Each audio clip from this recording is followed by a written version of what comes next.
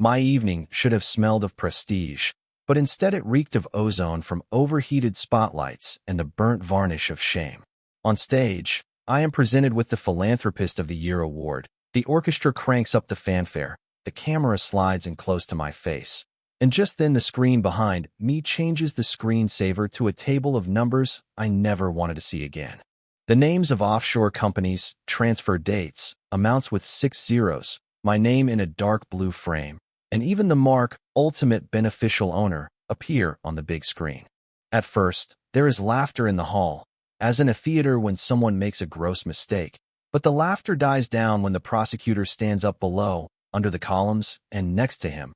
Below the stage, my wife, suddenly not mine, stops, her hands folded, her face without warmth, her gaze as cold as the marble floor. This is editing. I say into the microphone, and my voice breaks, like a teenager's. Stop the broadcast. No one stops it. The announcer reads the reports in a strange, metallic voice. The date of the trust's creation, the movement of assets, my letters with the subject, oral only.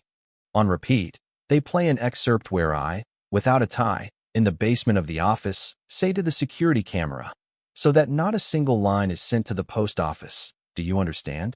The video is grainy, but mine.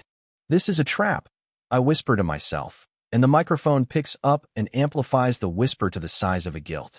The host comes to me, his body straight, his smile businesslike. Sir, he says quietly, we need to get you off the stage. I'm not going anywhere, I answer, and my fingers hold the edge of the podium as if it were a rail over a cliff. The guests look at each other. My partner in the fund, Orest, stands by the exit. He doesn't come closer, doesn't look away, just nods slightly to someone in the darkness. The phone rings, and red headlines from business media pop up on the screen. Sudden audit, frozen accounts, philanthropy as a smokescreen. I swallow the air, it catches in my throat, heavy as a stuck coin. Dad, it's not right.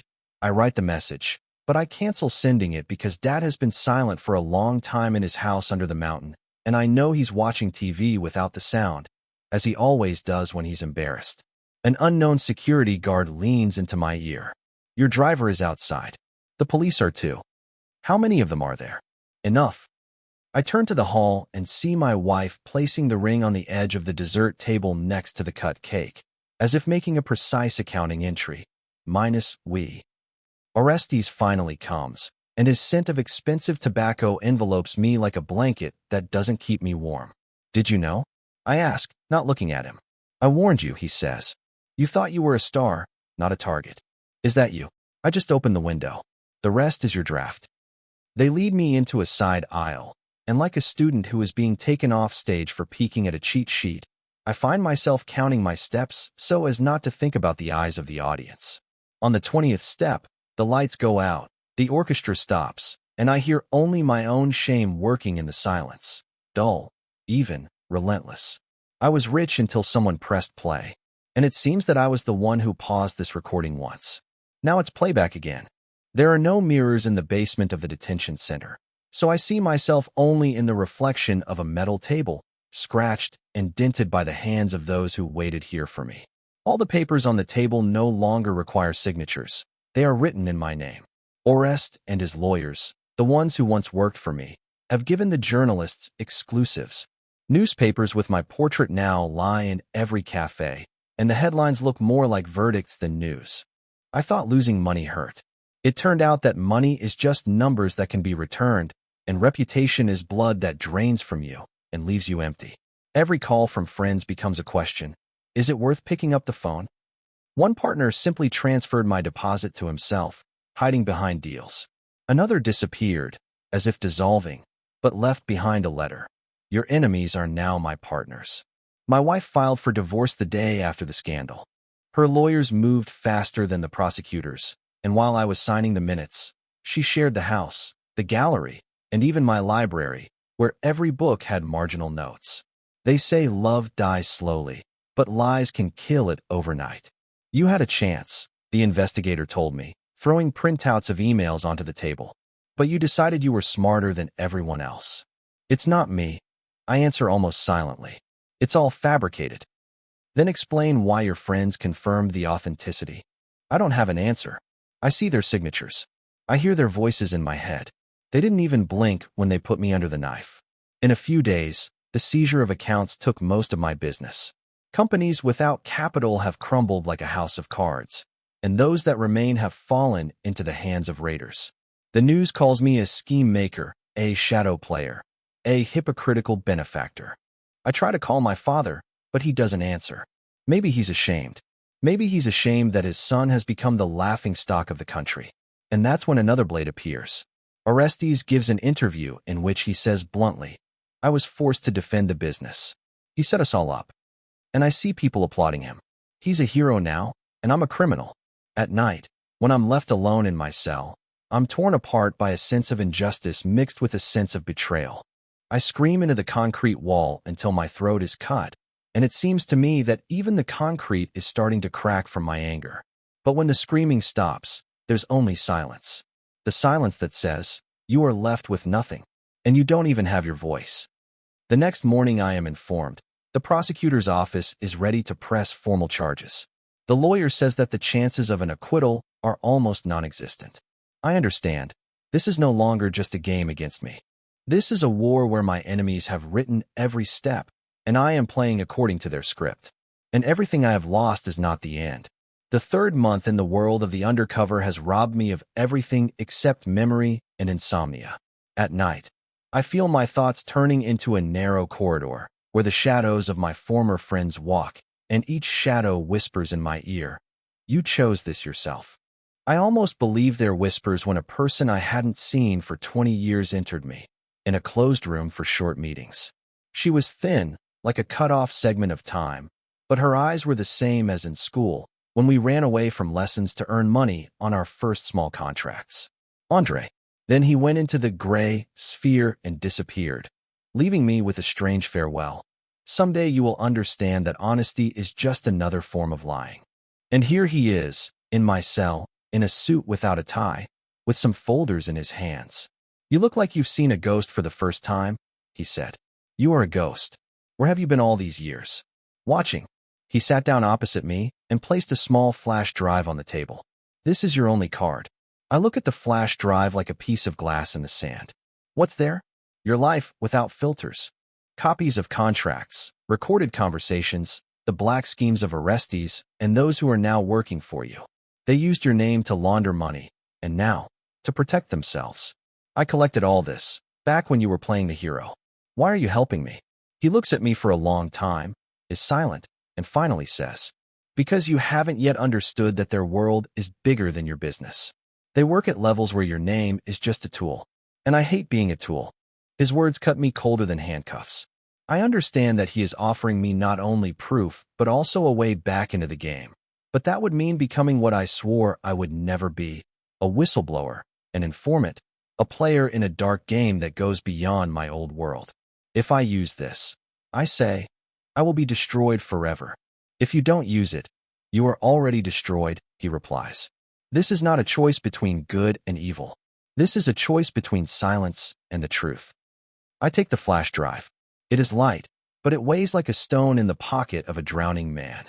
That night, I lie awake, listening to the water rumbling in the pipes, and for the first time in months, I feel not powerlessness, but a strange clarity. I still have a move, but this move will change me forever. In the morning, I decide, I will use everything. I will expose Orestes. I will expose the system, even if after that my name becomes a symbol of betrayal. Because being a symbol of a silent victim is even worse. When I am taken for another interrogation, I hide the flash drive in the lining of my jacket, and it is the only thing that reminds me of strength. I have no friends, no wealth, but I have forbidden knowledge. And, perhaps, this knowledge is the last chance to get my own life back, even if I have to burn it to the ground. I step into the public space not as an ordinary defendant, but as a person who has decided to put everything at stake. My reputation, the last remnants of trust, even my safety, to measure the truth against the lies and see if I have the courage to pay for it with the same currency as they do, endurance and truth, without embellishment. The cameras have gathered like predators at the smell of blood, and I feel that my steps weigh more than the weight bars in the safe once did. Each movement entails consequences that will roll in waves across the city and beyond. I entered the hall where the results of the investigation are to be made public, with a flash drive in my pocket and a memory that weighs like a seal on my chest. People are watching, and in their eyes is a trial, but not only a legal one, but also a moral one, which is more painful and sharp than any sentence. I step onto the podium and don't make the mistakes of a journalistic speech. I don't seek drama for effect. I speak simply, but in such a way that each word is a stone that will fall into the calm lake of their confidence. I made mistakes, I say in a voice that trembles but doesn't seem vulnerable, and I don't ask for forgiveness to take the blame off others. I ask only one thing: to listen. Someone in the hall whispers. Several cameras raise their lenses. I plug a flash drive into the system, and contracts appear on the screen, records of negotiations, bank statements, correspondence where arrestees and several former partners agree on schemes where my name is used as a shield for their operations. I don't look like an avenger. I look like a person who has finally escaped the labyrinth of fear and is ready to answer his demons.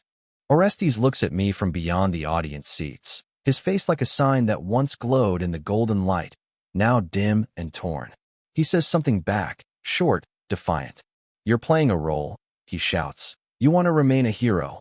"I'm not a hero," I reply, and this short sentence hits him harder than any lie. "I'm just a man who's tired of others deciding who I should be." Then I go into the details: how they forged the signatures, how they insured their risks, how they put my name on the guarantee and stole. I show you the audio recordings of Orestes laughing as he discusses how easy it is to manipulate the public, and one of my advisors advising me to keep quiet because it's easier to weather the storm that way. I'm not talking about revenge. It is about the truth, and this truth strikes at those who are accustomed to turning the truth into a tool. I can see the air in the room changing, a mixture of surprise, betrayal, and a certain, fragile relief. When it is all over, I feel like I have lost a part of myself. People will say that I am making excuses, that I am trying to save my skin. Maybe I am. But when I leave this room, even if they destroy me further, I will know that my choice was made not to save the business, but to no longer be a tool in their hands. And this is the last thing I have. Not money, not titles, but freedom of choice, even if the price is my final downfall. Several months have passed. The newspapers have long since stopped printing my name, because my story has been replaced by new scandals, new victims, new exposures. I have become part of the past, which no one is interested in anymore. But, perhaps, this is what saved me. The silence after the storm is not like peace. It resembles the desert after a downpour, when the earth still retains the smell of water, but not a single drop remains. I live in a small house outside the city, where instead of assistance there is an old clock that ticks so evenly that its sound seems to me to be the pulse of time. I have no companies, no security, no expensive suits, and for the first time in many years I can go without a tie, not because I want to look simple, but because I am no longer trying to look like someone. Andrei sometimes comes, not as an ally, not as a savior, just as a person who knows what I have been through. We are silent for a long time, drinking black coffee, and this silence heals more than any words. One day he asked, "If you could return everything to the way it was, would you do it?" I thought for a long time.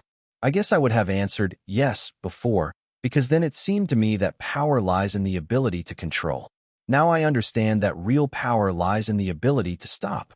"No," I say quietly, because for the first time I see who I really was.